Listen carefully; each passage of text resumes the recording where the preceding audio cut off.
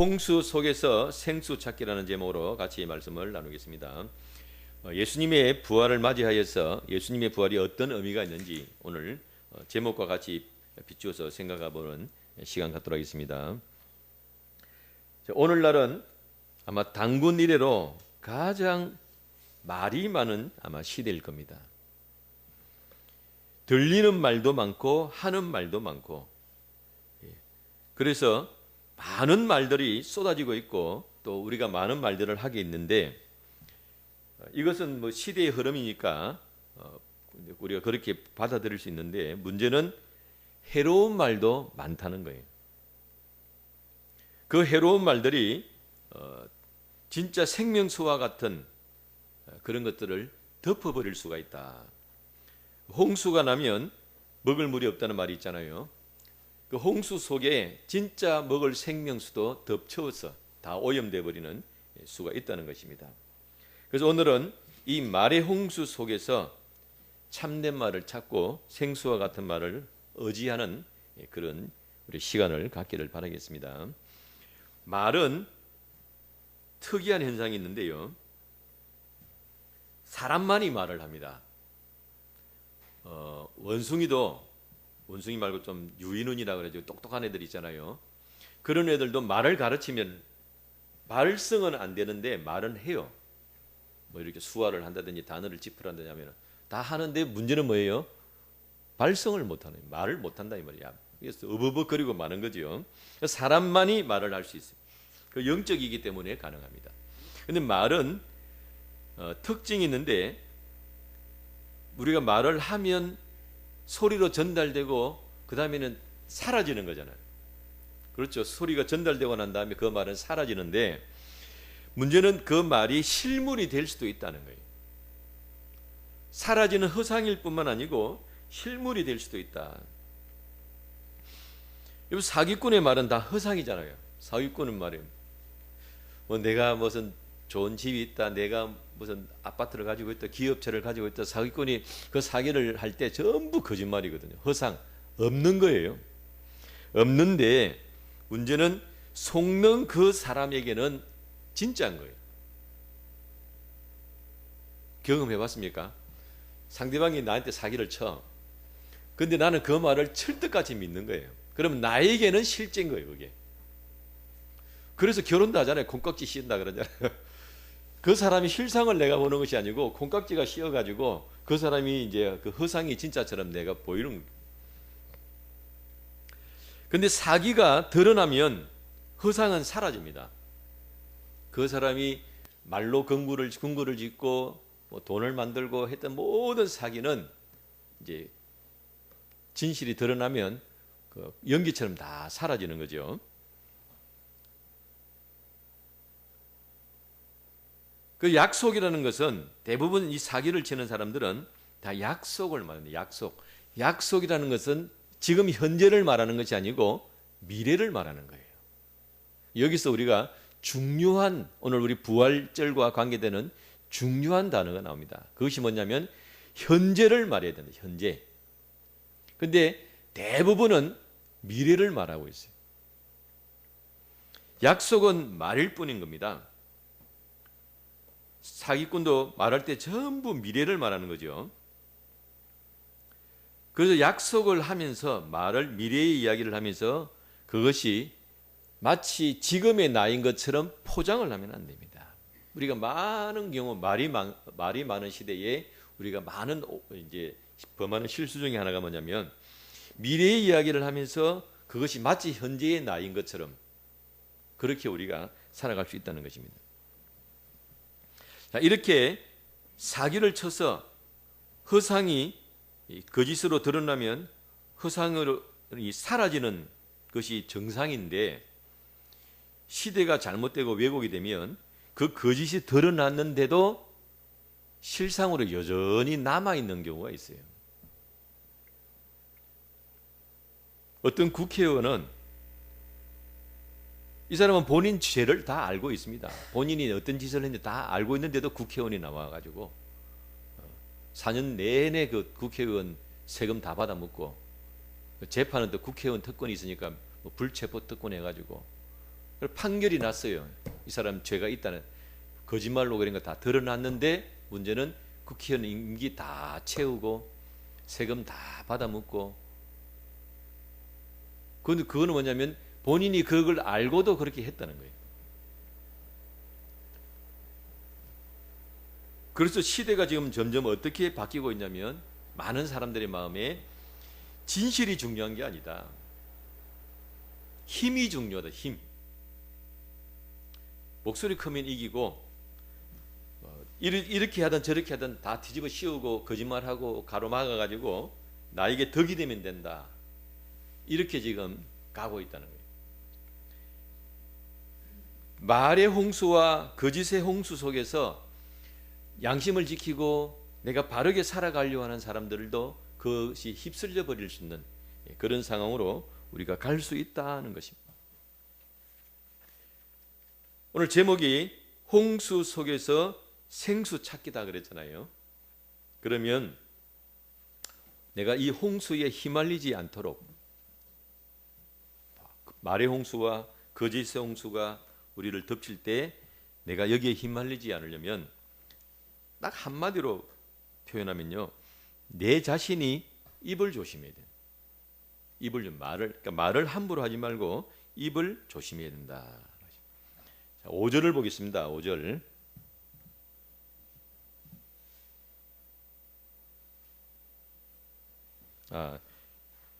우리 고린도전서 4장 5절. 고린도전서 4장 5절. 본문에서 제가 길어가 다는 안 찾았고 앞부분만 조금, 우리 뒷부분만 제가 봤는데,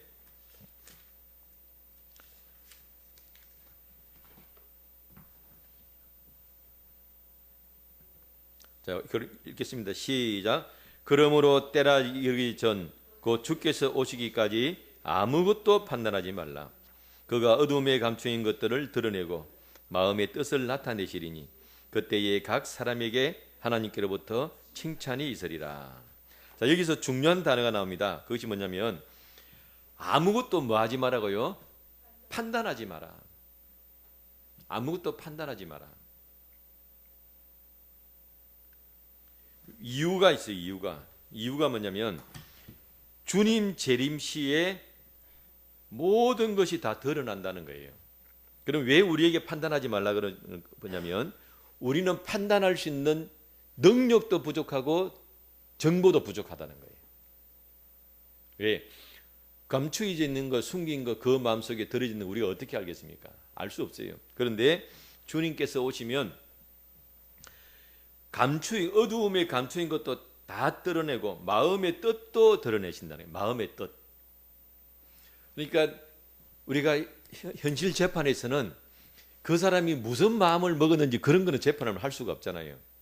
그런데 그 사람이 실수로 어떤 사람을 상처를 입혔더라도 그 마음만은 그게 아니었다 그러면 주님은 그것 다 아신다는 겁니다.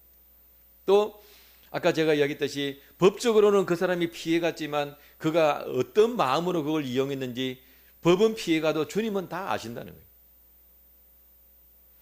그래서 오늘날 많은 사람들이 좀 양심을 지키고 믿음을 지키고 살아가 보려고 하다가도 너무 이 흔들림이 심하니까 같이 휩쓸려 버리고 그냥 같이 포기해 버리는 거예요. 그냥 편하게 살고 싶고 생각하기 싫고 남들 다 오른쪽으로 가는데 굳이 내가 또 왼쪽으로 가기도 싫고 이렇게 되는 거예요. 그래서 홍수에 같이 휩쓸려 갈 수 있다. 여기서 우리가 중요한 사실은 자꾸 내가 판단하려고 그랬어요. 판단. 저 사람은 옳은 것이야. 저 사람은 잘못된 것이야. 왜 이 사람은 이렇게 하나? 왜 저 사람은 저렇게 하느냐? 이렇게 판단을 하게 되는 겁니다. 그래서 내가 판단하려고 하던 것을 멈추라는 거예요. 멈추라. 왜 바울이 그렇게 이야기하냐면 예수님께서도 말씀하셨죠. 원수 갚는 것은 하나님 말씀하시기를 내가 한다. 너희가 원수 갚으려고 하지 마라. 예수님은 뭐라 말씀하시냐면 너희 원수를 위하여 축복하고 기도해라 그랬어요. 그러면 예수님께서 원수를 사랑하라 그러니까 그 원수를 위해서 나에게 그런 말씀을 하시느냐? 아닙니다. 누구를 위한 거예요? 나를 위한 거예요. 나를. 왜냐하면 우리 사람은 하나님이 우리를 만드셨을 때 우리는 능력이 부족하기 때문에 내가 원수를 복수할 수 있는 능력이 나에게 없어요. 상한다. 나도 상한다 이 말이에요. 내가 복수를 하려면 내 속에서 분이 끓어오르고 그 어떤 그런 죽음의 에너지들, 흥분과 이런 죽음의 에너지들이 솟아오르는 거예요. 그러면 상대방에게 원수를 갚지만 동시에 나도 망하는 거예요, 같이. 그런데 하나님은 하나님이시기 때문에 거룩한 하나님께서 거룩을 유지하시면서 원수를 보면 그 원수에게 분을 쏟고 징벌하고 화를 내실 수 있어요. 그러면서 동시에 거룩을 유지할 수 있는 분이 하나님이십니다. 근데 우리는 내가 원수 갚으려고 그러면 내 속이 먼저 썩는 거예요. 상하고. 그래서 나를 위해서 네가 원수를 갚으려고 하지 말고 나에게 맡겨라 그랬어요. 그러니까 판단하지 말라는 것은 뭐냐면 내가 살다가 보면 사람은 다 자기 나름 기준이 있단 말이에요. 그 기준에서 이 사람은 이렇고 저 사람은 저렇고 이렇게 판단을 하기 시작하면 내 속에서 이게 상하기 시작하는 거예요. 그래서 그런다고 해서 판단이 안 되는 게 아닙니다. 결국은 다 하나님 심판하세요. 마지막 주님 다 심판하신다는 거죠. 그래서 우리는 그럼 뭘 해야 되느냐? 마태복음 5장 37절 예수님 말씀하시기를 오직 너희 대화는 이해할 것은 이해하고 아니요할 것은 아니요하라. 무엇이든 이것들 이상의 것은 악에서 나느니라. 킹 제임스 번역 내가 사용했습니다. 개역보다 좀 더 이해하기 쉬울 것 같아가지고 너희 대화는 이해할 것은 이해하고 아니요할 것은 아니요하라. 무엇이든지 이것 이상의 것은 악에서 난다.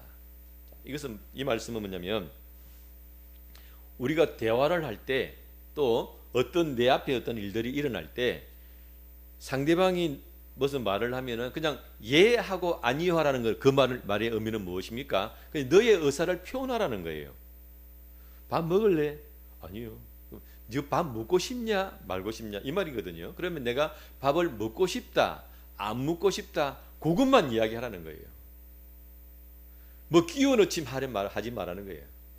근데 말하면서 괜히 찔리는데 우리 다 그러거든. 엄마가 밥 먹을래?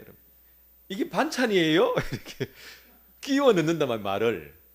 왜냐면 자기 속에 이게 막 쌓여 있는 게 있다. 분 같은 게 억울함 이런 게 쌓여 있으니까 말할 기회를 이게 못 잡고 있다가 말할 기회가 생기면 이 기회다 그러고는 거기다가 갖다 붙이는 거예요, 말을.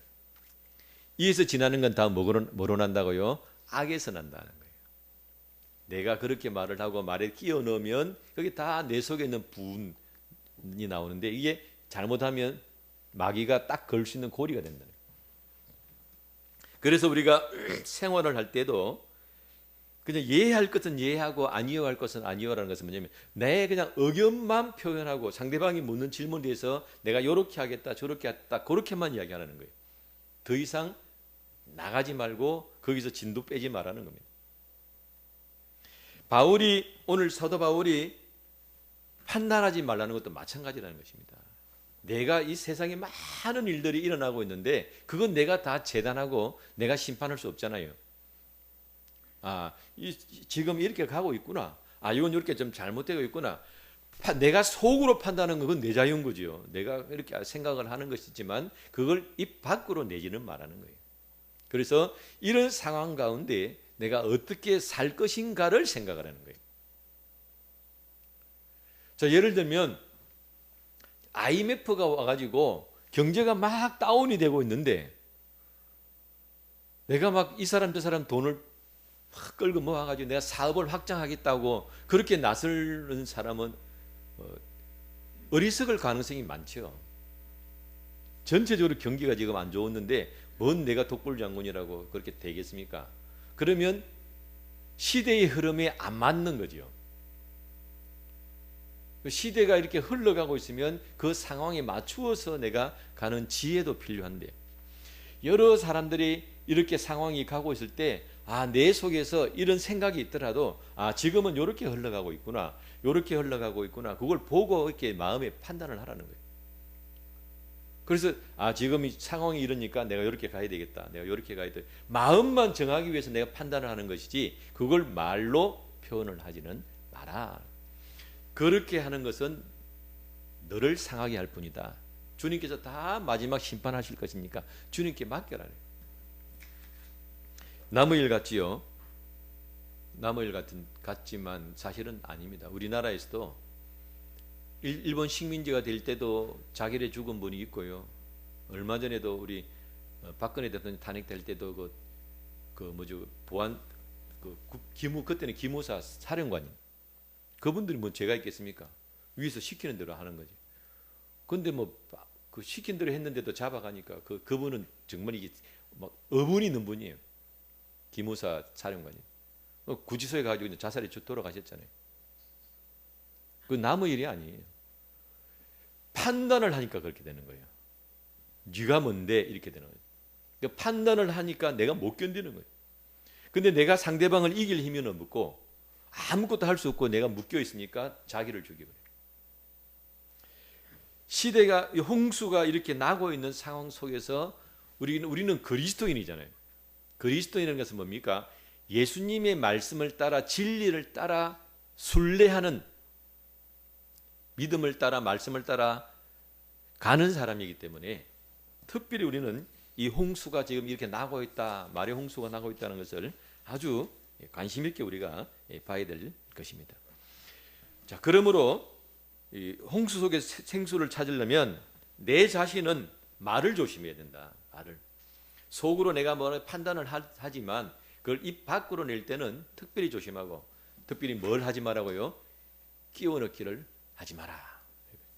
두 번째는 열매를 보고 하라. 열매를 보고 하라. 예수님 말씀하셨지요. 나무도 좋고 열매도 좋다고 말하든지, 나무도 안 좋고 열매도 안 좋다고 말하든지, 나무는 안 좋다 해놓고 열매가 좋은 열매를 맺을 수 없고, 나무가 좋은데 나쁜 열매를 맺을 수 없다. 그러면 좋은 열매를 맺으면 그 나무는 무슨 나무라는 거예요? 좋은 나무라는 거예요. 나쁜 열매를 맺으면 그 나무는 나쁜 나무라는 겁니다. 그러니까 뭘 보고 판단하라고요? 열매를 보고 판단하라고요. 포도나무는, 나무 자체는 굉장히 부실합니다.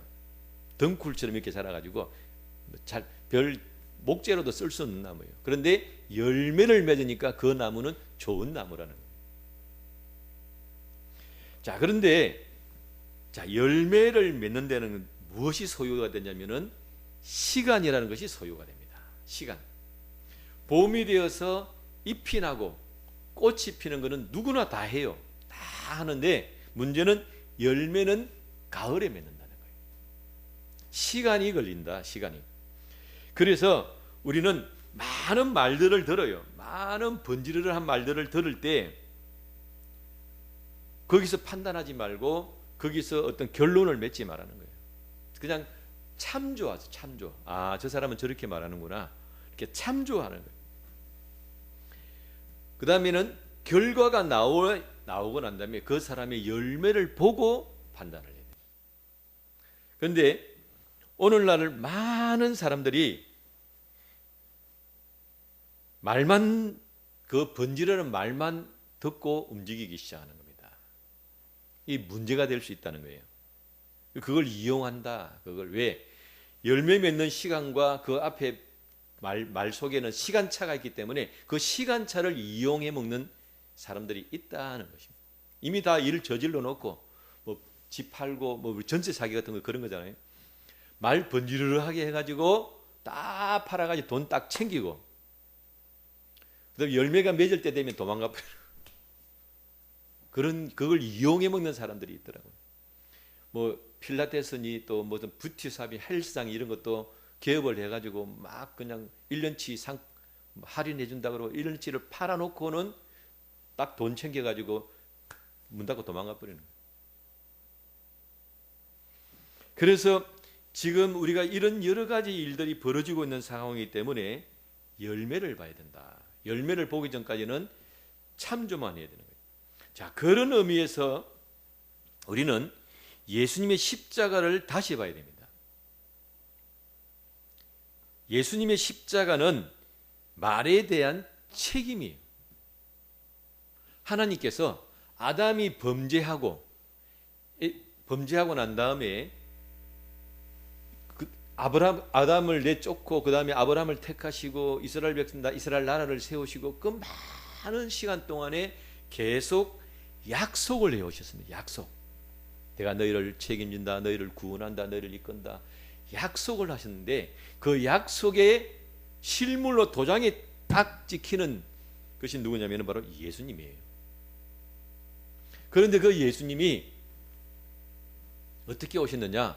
하나님의 아들이 하늘 보좌를 버리고 우리를 구원하시기 위해서 이 땅에 오셔서 십자가를 지신 거예요. 그러니까 그 약속을 이루는데 돈을 줘서 약속을 이루는 것이 아니고 뭐 내가 물건을 줘서 약속을 이루는 것이 아니고 아들을 십자가에 못 박아서 그 약속을 이루시는 거예요. 어마어마한 겁니다. 하나님이 법을 마음대로 바꿀 수 있는 분인데 그렇게 안 해도 우리가 아무 말도 못 하는데 죽인다 그러면 다 벌벌 떨면서 복종할 건데 하나님께서 약속을 하시고 그 약속을 이루신 분이 예수님입니다. 그래서 우리는 하나님께서 얼마나 말을 하셨지만 그 말의 홍수처럼 보이지만 그 말 속에 생수가 있고 그 약속을 지키셨는가? 그것이 바로 예수님의 십자가다. 우리는 돌아볼 수 있다는 것입니다. 지금 우리가 여러분 우리 이제 주머니에 손을 넣으면 돈이 있지요, 돈. 그 중에서 이제 동전 요새는 잘 안 쓰지만 10원짜리 가지고 있으면은 그 10원짜리는요 사실은 10원보다 더 비싸요. 구리가 그 안에 들어가 있거든요. 그러니까 돈은 10원짜리인데 그 10원짜리를 만들기 위해서 더 많은 재료가 들어간 거예요. 실물 돈입니다. 근데 그보다 조금 더 비싼 돈, 사임당 그린 거 있죠, 5만 원짜리. 그건 사실 종이 쪼가리예요. 그거는 종이입니다. 종이. 아무것도 아니에요, 그냥 종이에요. 그런데 그걸 종이를 들고 내가 가가지고 시장에 가서 생전 처음 보는 우리 아주머니한테 내 5만 원짜리를 딱 주면 나도 처음 보고 너도 처음 보는데 그 돈을 주면 물건을 줘요. 희한하죠. 그게 사실 우리가 익숙해서 그렇지 사실은 희한한 겁니다. 그걸 우리는 요즘 시대 말로 무슨 말로 하냐면 신용이다 그래, 신용. 그럼 그 종이 쪼가리 5만 원짜리 신용을 누가 보증해 주고 있는 거예요? 누가 보증해 줍니까? 대한민국이 보증을 해 주니까 처음 보는 사람인데 그 돈을 내가 종이 쪼가리를 들고 가가지고 주면 물건을 5만 원짜리 실물을 주는 거예요. 그래서 신용화폐다 그래요. 그거는. 그런데 그 신용화폐가 나오기 전에 옛날에 종이화폐가 또 있었습니다. 그건 금태환화폐라 그래요. 금. 이제 실제로 이제 미국 달러가 1900 얼마 전까지는 딱 미국 달러에 적혀 있었어요. 1달러면 이 돈을 들고 은행에 오면은 1달러치 금을 준다 그래요. 그러니까 원래가 이제 돈이 그렇게 나온 거예요. 금을 보관을 하고 있는데 이 금이 너무 무겁고 들고 다니기 힘드니까 영수증을 하나 써주는 거예요. 우리 은행에서 발행한 겁니다. 이건 금에 대한 영수증입니다. 그게 이제 들고 가니까 이게 은행이 건실하니까 금을 안 들고 가가지고 요 종이 쪼가리 들고 가가지고 야 이거 요 은행에 가면 돈 준다 이거 받아라. 그럼 서로가 믿으니까 그렇게 해서 그 돈이 이제 활용이 된 거예요. 그래서 그 돈은 종이 쪼가리지만 그 종이 쪼가리에 대한 뭐가 있다는 거예요? 실물이 있다는 거예요. 실물. 지금 현재 우리가 사용하는 돈은 그냥 돈이에요. 그냥 돈, 종이 쪼가리. 그런데 옛날 돈은 종이에다가 실물이 있는 겁니다. 금태환 화폐라 그래요. 그러면 발행에 제한이 있어요. 왜냐하면 그만큼 돈을 찍어내야 되니까 발행하는 데 제한이 있습니다. 그런데 지금 신용화폐는 그냥 막 찍어낼 수 있는 거예요. 일본의 일본 총리가 일본 경기가 계속 다운되니까 그분 살아계실 때 엄청나게 돈을 찍어냈잖아요. 일본 경기 살린다 그러고 아베노믹스라 해서 막 웬 종이니까 막 찍어내는 거예요. 그런데 사람 말도 사람이 말하는 것, 내가 하는 말도 있고 상대방이 하는 말도 있고요. 그 말이 신용화폐처럼 그냥 그런 말도 있고요. 금태환 화폐처럼 무게가 있는 말도 있습니다. 나도 말을 할 때 그렇게 말을 해야 된다. 신용화폐라는 것은 그냥 애당초 그냥 종인 거예요. 상대방이 믿어줘야 그게 실물이 되는 겁니다. 그러니까 신용화폐 말을 하는 것은 뭐냐면 내가 이렇게 말을 할 때 내 말은 상대방이 반응을 해야만 그 말이 의미가 있는 거예요. 나는 예를 들면 내가 이제 국회의원 후보로 나왔어요. 그래서 여러분, 저는 오늘 우리 진구를 살리겠습니다. 그리고 막 이제 국회의원 나온 거예요. 진구에 이런 문제가 있는데 살리겠습니다. 그건 말이잖아, 말. 근데 그 말을 듣고 저 사람이 진짜 살리겠네 하고 표를 주면 이제 내 말이 살아있는 거고, 나는 열심히 외쳤는데 표가 안 돼가 낙방에 떨어지면 그 말들 다 사라져 버리는 거예요. 그리고 내가 하는 말은 상대방의 반응에 생사가 달려 있어요. 생사가. 내가 이렇게 말을 했는데 상대방이 그걸 믿어주면 내 말은 의미가 있는 거지만 안 믿어주면 아무 소용이 없는 겁니다. 그러면 그 말이 듣기 좋게 나가겠어요? 아니면 좀 딱딱하게 나가겠어요? 그걸 우리 영업 멘트라 그래요. 왜냐면 상대방이 내 말을 듣고 그 말을 잘 따라줘야 되니까 말을 할 때 굉장히 부드럽게 나가는 거예요. 우리말로 하면 그 말이 벌써 귀에 착착 감겨요. 얼마나 부드럽게 나가는지. 그럼 내가 이제 집에 딱 남자를 기준으로 들었는데 부인이 말을 하는 말이 귀에 감기겠습니까? 어디 나가면 저기 옛날로 치면 다방내지 옛날로 치면 다방내지가 말하는 게 내 귀에 감기겠어요? 귀에 착착 감긴다면. 그리고 이 말은 돈 드는 게 아니잖아요, 말이. 그게 마구 찍어낼 수 있는 거예요. 멋있습니다.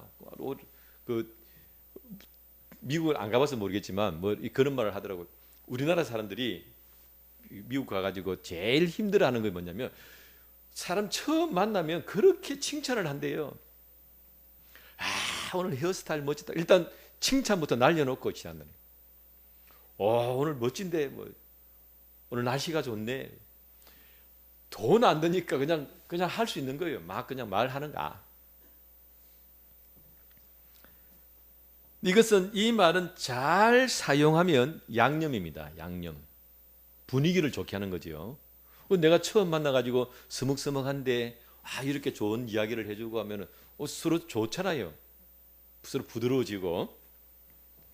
잘 사용하면 양념인데 이거 지나치거나 잘못 사용하면 사람을 유약한 바보로 만듭니다. 사람을 유약한 바보로 만들어요. 유약한 바보라는 건 뭐냐면 너무 그런 데다 익숙하고 길들여져 있으니까 양념에 길들여져 있는 거예요. 이게 진짜가 오면 부담스러워하는 거예요. 양념 다 빼고 이제 본론으로 들어오고, 그래서 좀 약간 조금 말이 좀 엄격하고 좀 말이 좀 정상적이고 이러면은 부담스러워하는. 요즘 젊은 청년들 중에는 전화를 받기를 두려워하는 사람들이 있다는 거예요. 다 카톡으로 하고 이런 거 막 문자로 하면 괜찮은데 전화가 오면 그 사람하고 대화하는 거를 두려워한다는 거예요. 그래서 내가 어떤 상대방과의 대화 가운데 조금만 뭐가 말에 걸리면 그걸 못 넘어가는 거예요. 그러니까 자꾸 말은 자꾸만 이렇게 상대방을 위하는 말처럼 뭐 아주 그냥 격려하는 말처럼 그런 말은 점점점 넘치는데 그게 결코 지나치며 도움이 안 될 수도 있다. 근데 오늘날은 이런 말이 넘치는 시대다는 거예요. 그래서 그런 홍수 속에 그냥 같이 있는 거예요. 이게 진짜인 줄 알고. 뭘 못 볼 수 있는 거예요? 실상을 못 볼 수 있다. 실상을. 그래서 조금만 걸리면 다 그냥 카트해버리고 피해버리고 도망가 버리니까 진짜를 못 만날 수 있다는 거예요. 이런 시대에 우리가 살고 있다는 것을 돌아볼 필요가 있습니다. 이게 나쁘다는 이야기는 아닙니다. 저 경상도 사람이라서 제일 안 되는 게 뭐냐면 이 같은 말이라도 듣기 좋게 해야 되는데 이게 저 안 돼요. 그래서 양념을 좀 잘 치고 이렇게 분위기를 맞추고 이것도 굉장히 필요합니다. 자, 그 다음에 아까 금태환 화폐가 있다 그랬잖아요. 이 말은 내가 이 말을 할 때 이 말 속에는 진심이 들어있는 거예요. 그리고 내가 바로 지금 실천을 하려고 하는 말이기 때문에 상대방의 무슨 동의를 구하고 상대방에서 뭘 얻어내려고 하는 말이 아니고 내 것을 주려고 하는 말입니다. 그러니까 잘못하면 어떻게 되냐면 듣고 싶으면 듣고 말고 싶으면 말아라. 이렇게 될 수가 있어요. 내가 주는 입장이니까 말이 부드럽게 안 나가고 세게 나갈 수 있습니다. 이 여담인데 제가 이거 설교 이게 쭉쭉 이제 요약을 하다가 갑자기 챗 GPT한테 한번 다듬어 달라고 한번 해보고 싶더라고. 그래가지고 요 문장 그대로 써가지고 올려가지고 얘한테 야 이거 좀 다듬어 봐라 했더만은 문장을 이렇게 다듬어 주더라고. 와 신기하대요. 그래가지고 이 말을 듣고 싶으면 듣고 싫으면 말하라. 이 문장은 챗 GPT가 다듬어 준 말이에요. 나는 어떻게 했냐면 들으려면 듣고 말라면 말아야 되겠다. 경상도식으로 했는데 야 참 신기하다. 신기해. 그러니까 이런 식인 거예요. 같은 말이라도 다르고 다른데 내가 주는 입장이 되면 좀 소홀할 수 있습니다. 왜? 아쉬운 게 없다 이 말이에요. 내가 상대방에게 아쉬운 게 없는 거예요. 신용화폐처럼 말하는 사람은 내가 아쉬운 거예요. 아쉬우니까 상대방에서 뭘 얻어내야 되니까 말이 굉장히 부드럽게 나갑니다. 그런데 그렇게 아쉽지 않은 사람은 상대방 눈치를 잘 안 봅니다. 그래서 말을 듣는 사람이 좀 불편할 수도 있어요. 그러니까 진심이 전달이 안 된다 이 말이에요. 그 마음에 있는 진심이 전달이 안 될 수가 있다. 그래서 내가 아무리 진심이 있고 또 그 어떤 실천성이 있고 진정으로 하려고 하는 것 같아도 상대방에게 그 진심이 전달되도록 조금 아까 앞에 했던 양념을 치고 조금 내가 노력할 필요도 있다. 이렇게 서로 보완이 돼야 되는 부분이 있다는 거예요. 자, 이렇게 말이 실물이 없는 말만 나가는 경우가 있고 실물과 같이 가는 말들이 있는데 오늘 아까 제가 하나님의 말씀은 이 실물이 있는 것인데 그 실물이 예수님이 십자가에 못 박혀 돌아가실 때 확정이 됐다 그랬잖아요. 확정이 됐고 그 다음에 오늘이 이제 부활절인데 예수님이 부활하신 것은 어떤 의미가 있냐면 그 실물의 말, 현재의 말, 확정의 말이 계속 가는 게 바로 부활이에요. 우리가 구약 성경을 읽으면 구약 성경은 다 약속입니다. 앞으로 내가 너희를 이렇게 해주겠다, 저렇게 해주겠다, 구원해주겠다. 그래서 전부 미래에 일어날 일들을 대해서 말씀을 하신 거란 말이에요. 그것이 예수님이 십자가에서 이루어졌다 했잖아요. 그 다음에 예수님이 부활하셨다는 것은 뭐냐면 내가 예수님을 믿으면 그때부터는 약속이 아니에요. 약속이 아니고 바로바로 일어나는 일이에요. 여러분, 내가 회사에서 일을 하는 것은 한 달 동안 열심히 일하면 한 달 후에 월급을 준다는 약속이잖아요. 그래서 그 약속을 믿고 내가 열심히 일하는 거예요. 그 집에서 아이가 부모한테 야, 내가 오늘 열심히 공부하면 엄마가 내 용돈 줄 거야. 그렇게 하는 부모 잘 없지요. 그냥 엄마 용돈 뭐 필요해 그러면은 현장에서 바로바로 일어나는 일이잖아요. 부모와 자식 사이에서 뭐 약속을 해가지고 그 약속을 아니 뭐 애를 공부시키기 위해서 그런 건 있지만 그거는 이제 예외적인 거고 대부분은 현장에서 바로바로 일어나는 거잖아요. 엄마 배고파 밥. 나 오늘 치킨 먹고 싶어. 그러면 바로 치킨. 이렇게 현장에서 일어나는 일이죠. 예수님이 부활하셨다는 것은 이론이나 그런 말로 이루어진 약속으로 이루어진 그런 말로만 되는 것이 아니고 내가 예수님을 믿고 살아가고 있을 때 현장에서 바로바로 하나님과 나 사이에 주님과 나 사이에서 일들이 일어나도록 되는 사건이 바로 이 부활입니다. 예수님이 부활하셨다는 것은 그냥 이야기가 아니라는 거예요. 그래서 오늘 우리가 부활절 예배를 드리면서 내가 이 귀한 은혜를 얻었구나. 부활절이 이런 날이구나. 내가 죄의 용서함 받고 하나님께서 직접적으로 지금 나에게 역사하셔서 내 생활 가운데 바로바로 나와 관계하시는 이 역사를 내가 갖고 있는 것이구나. 이게 부활절입니다. 자, 그런데 오늘 우리 본문의 말씀에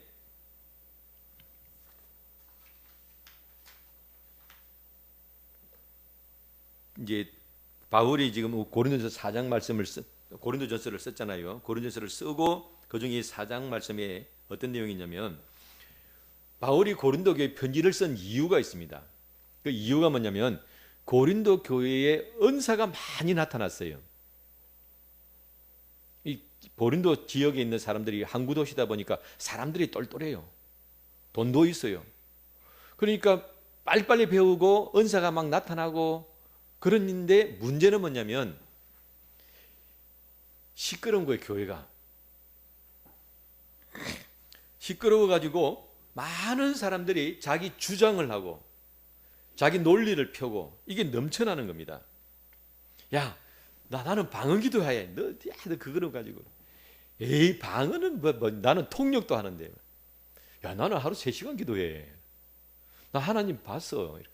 그러니까 사람들마다 전부 자기가 본 자기가 체험한 것 자기가 은혜 받은 것 자기가 능력한 것들을 다 너도 나도 그냥 말하는 거예요. 그래서 자기 주장이 강하고 자기 논리가 강하고 이 다 한마디로 말하면은 말을 통해서 자기를 증명하려고 하는 자기를 증명. 나는 이런 사람이야. 너 보기에 지금 내가 이렇게 보이냐? 나 사실은 이런 사람이야를 말을 통해 가지고 자꾸 증명을 하는 겁니다. 교회가 시끄러운 거예요. 그래서 바울이 한 이야기가 19절과 20절 읽어보겠습니다. 시작. 주께서 허락하시면 내가 너에게 속히 나아가서 교만한 자들의 말이 아니라 오직 그의 능력을 알아보겠으니 하나님의 나라는 말에 있지 아니하고 오직 능력에 있음이라. 자, 여기서 바울은 다 그렇게 말이 많은 사람들을 교만한 자다 그랬어요. 아직 덜 죽은 거예요. 예수님이 십자가 앞에서 덜 죽으니까 내가 얼마나 부족하고 내가 모자라는가 그쪽은 못 보고 그건 자꾸 피해버리는 거예요. 피해버리고 나에게서 나타나는 은사와 능력만 관심을 가지고 내가 이런 사람이 야 내가 원래 이런 사람이었어. 그걸 교만하다는 거죠. 그렇게 말이 무성하고 말이 번성하는 그런 가운데 사도 바울은 뭐라고 이야기했냐면 교만한 자들의 말이 아니라 그의 능력을 내가 보겠다 그랬어요. 말이 아니라 능력을 보겠다. 그러니까 말로 허상을 만들고 말로 나는 이런 사람이야 포장하고 많은 말들을 하는데 하나님의 나라는 말에 있지 않다 그랬는데 이 번역이 조금 애매한데요. 하나님의 나라는 말 가운데에 존재하지 않는다 그 말이에요. 그러니까 네가 많은 말을 한다고 해서 그 속에 하나님이 계신 게 아니다 이 말. 그러면 어디에 있느냐? 하나님의 나라는 능력 가운데 있다. 능력. 그러니까 내가 진짜로 예수님을 바르게 믿으면 능력이 일어나면서 그 능력 가운데에 하나님의 나라가 보인다는 겁니다.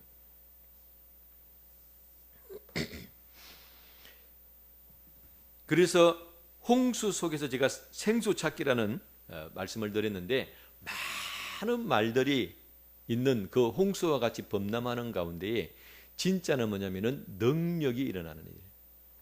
그 능력이 일어나는 것을 보고 여기에 생명이 있구나, 여기에 생수가 있구나 하고 찾아서 마시라는 것입니다. 그러면 능력 안에 있는 하나님의 나라는 것은 다른 말로 하면 말이 필요 없다. 뭔 말이 필요하냐. 자, 우리가 이 사람 A라는 사람, B라는 사람을 서로 중매를 하려면 처음에는 뭐가 가냐면요, 말이 가야 돼. 말. 그죠? 야, 이 사람은 혈액형은 뭐고, 키는 얼마고, 뭐 직업은 뭐고, 이렇게 내가 말로 소개를 하는 거잖아요. 또 이 사람도 말로 소개를 하는 거예요. 처음에는 말로 소개해가지고 만났어요. 그래서 서로 말이 오고 말이 계속 오고 가는 거예요. 그런데 어느 정도 시간이 지나면 그 다음부터 말이 필요 있습니까, 없습니까? 내가 겪어보고 만나보고 아니까 말이 필요 없는 거예요. 마찬가지로 하나님의 나라는 네가 이런 말을 하고 저런 말을 한다고 해서 그 말 속에 하나님 나라가 이루어진 것이 아니고, 네가 직접 지금 현재 어떤 일들을 경험하고 어떤 일들이 일어나고 있는가, 뭔 말을 하겠느냐, 이 말입니다.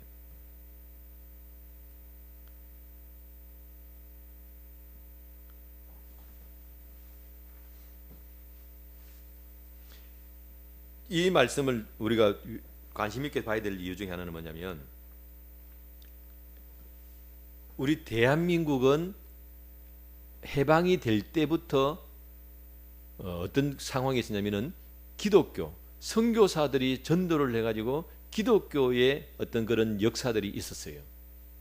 그리고 이승만 대통령이 본인도 기독교인이지만 재헌국회를 만들 때 기도로 시작을 했습니다. 그래서 대한민국에는 하나님의 성령의 역사가 있는 나라입니다. 성령의 역사가. 그런데 동시에 뭐가 있었냐면 공산주의자들이 굉장히 많았어요. 그때는 아직까지 공산주의도 하나의 주의이기 때문에 자기 신념이 있는 겁니다. 무슨 소리냐, 너도 잘 살고 나도 잘 살고 다 같이 잘 살아야지. 그래서 많은 독립운동하는 사람들도 공산주의적인 사고방식과 소련이 밀어주고 물질을 제공해 주니까 그런 사고방식에서 살아온 사람들이 많아요. 그래서 대한민국이 건국을 할 때 이 기독교 신앙을 가진 사람들과 그리고 공산주의자들과 이렇게 같이 지금 왔고 지금까지 같이 오고 있는 상황입니다. 그러다 보니까 많은 말들을 만들어내면서 대한민국을 무너뜨리려고 하는 단어들이 많아요. 그 중에 하나가 뭐냐면은 헬조선이라는 단어예요. 헬조선. 근데 우리 애들도 지금도 쓰고, 뭐 저도 옛날에 모를 때는 쓰고 했는데, 근데 지금 생각해 보면요, 조선이라는 단어는 우리가 안 쓰는 단어예요. 우리나라 사람들은 조선이라는 단어 안 쓰죠. 우리나라를 말할 때 어느 나라에서 자기 나라를 조선이라죠? 북한에서. 그러니까 용어들이 만들어져 가지고 대한민국에 뿌려지는 거예요. 용어들이 만들어지가 대한민국에서 뿌려지면 그 말을 듣고, 그래, 대한민국 헬조선이야, 막 이렇게 하면서 많은 사람들이 거기에 오염이 되는, 오염이 되면서 불평, 불만, 원망, 비판, 그런 것들을 많이 하게 됩니다. 저도 과거에 몰랐을 때 그렇게 휩쓸려 부분들이 많이 있었어요. 그런데 세월이 지나서 보니까 그렇게 대한민국을 부정하고 비판하고 그러면서 자기 이권만 취하려고 하는 그런 사람들만 있는 것이 아니고, 그런 가운데 성실히 자기 자리를 지킨 사람들이 있어요. 지금도 이렇게 뉴스에 보면 뭐 무슨 군대는 뭐 다 썩은 것처럼 그렇게 이야기하는데도 어떤 분들은 아버지가 군인이고 자기도 이제 대한민국을 지키겠다 그러고 대를 이어서 군인으로 나가는 거예요. 그럼 그때 그 아들의 마음에는 군에 대한 자부심을 가지고 가는 겁니다. 많은 사람들이 다 군에 대해서 비판적으로 말을 할 때 본인은 자부심을 가지고 가는 거예요. 왜? 우리 아버지가 나라를 위해서 충성한 걸 내가 봤고 나는 그걸 귀하게 보고 그래서 나도 그 마음을 가지고 들어간다 이 말이에요. 그러니까 많은 사람들이 나쁘게 말을 하고 있을 때 진짜를 보고 그 진짜를 위해서 가는 사람들이 있더라. 우리 대한민국은 이런 분들 구석구석에서 사회를 비판하고 비난하고 헬조선이다 그러고 그렇게 막 비판하고 있을 때 모든 사람이 다 그렇게 비판했으면 대한민국이 바로 서 있겠습니까? 그 구석에서 자기 자리를 지키고 소신껏 일하는 사람들이 있기 때문에 대한민국이 오늘날 서 있는 거예요. 공무원들 다 썩었다고 그렇게 비판하고 있을 때 그 공무원 자리에서 누가 보든 안 보든 자기 자리를 열심히 성실히 지키는 사람들도 있습니다. 그래서 이런 분들로 인해서 나라가 서 있듯이 하나님의 나라는 말에 있는 것이 아니고 능력에 있다는 것은 뭐냐면 제가 현재성이라 그랬잖아요. 그러니까 판단하지 말고 이 사람은 이렇고 저 사람은 저렇고 판단을 하게 되면 내가 힘이 딸리면 하다가 그냥 휩쓸려 버려요. 에이 막 모르겠다. 다 뭐 저런데 나도 뭐 그냥 갈란다. 그리고 거기에 편성을 하게 되고 시류에 따라가게 된다 이 말이에요. 그런데 판단하지 않고 여러 사람이 말하고 홍수가 휩쓸려 가더라도 뭐 한다는 거예요? 나는 주님이 심판하실 것을 보고 지금 내 할 일을 하면 되는 거예요. 나에게 주어진 일들을 내가 열심히 하면 그게 내 상급이고 내가 할 일인 겁니다. 내가 도둑질을 하지 않는 이상은 대한민국에서 정해주는 여러 가지 어떤 역할과 그런 자리에서 그걸 열심히 내가 그 자리를 지키고 내 일을 묵묵히 하면 그게 잘하는 거다 이 말이에요.